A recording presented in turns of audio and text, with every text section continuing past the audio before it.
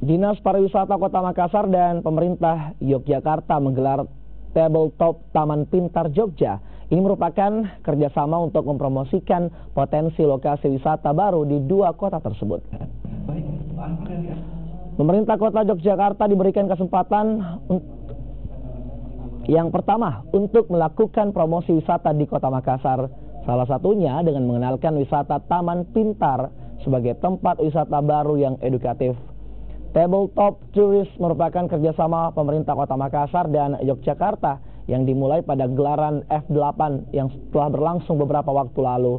Dengan kerjasama ini, kedua kota akan memberi kesempatan untuk saling memperkenalkan lokasi wisata yang baru. Dari Taman Pintar seperti kita sudah baca 100 buku ilmu pengetahuan. Nanti kita juga sedang mau tahun 2019 juga akan membuat Taman Pintar 2 yang berbasis air.